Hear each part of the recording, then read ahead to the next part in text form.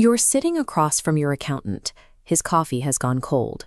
He turns his laptop around to show you the profit and loss statement, taps his pen on the gross margin line, and says, "You need to get this up." You already know the number is thin. What you need is to know what to do about it. But instead, the number is restated back to you, as if the restating were the advice. Improve your margins. Fix your marketing. Sort out the culture. These are diagnoses dressed up as instructions. It is the business equivalent of a doctor telling you that your temperature is elevated and then writing a prescription that says, "Turn your temperature down."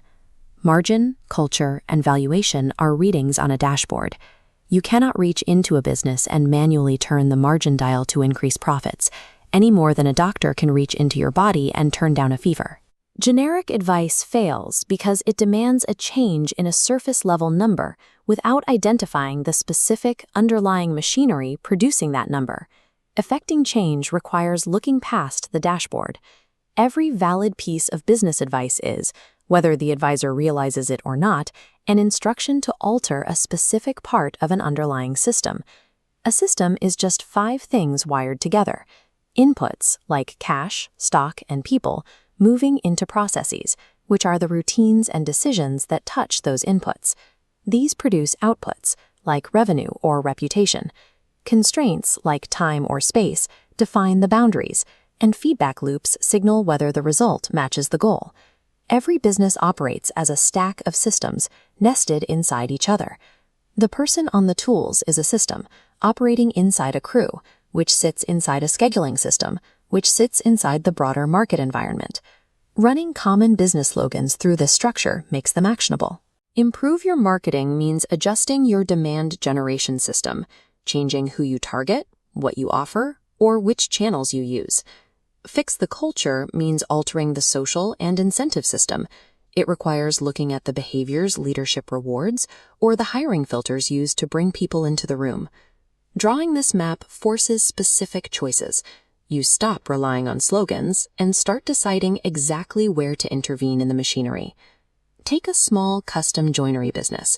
They've just come out of a busy year, but their profit margin has dropped 4 points.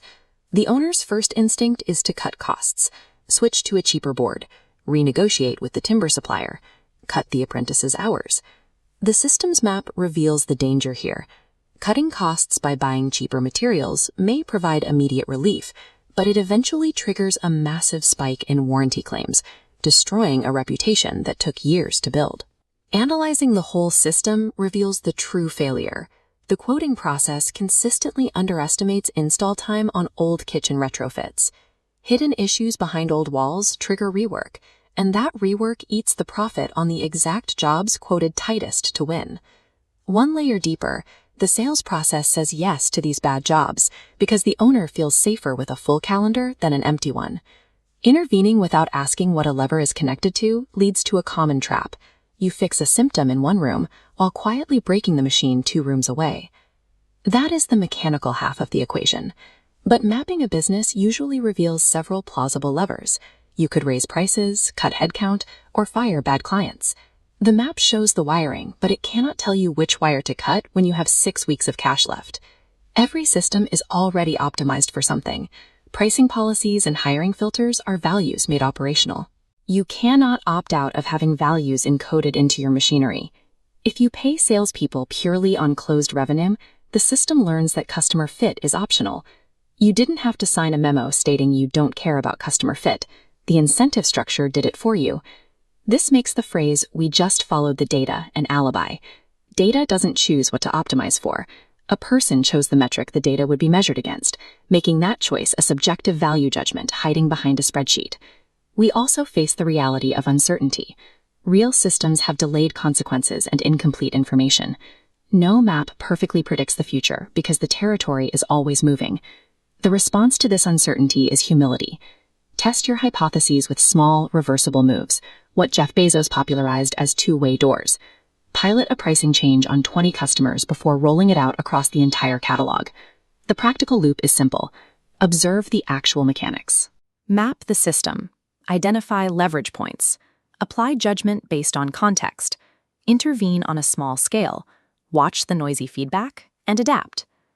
Systems thinking locates the machinery behind your outcomes, but deciding which lever to pull is a uniquely human act of judgment. That decision was never going to be in the spreadsheet. It was always going to be yours.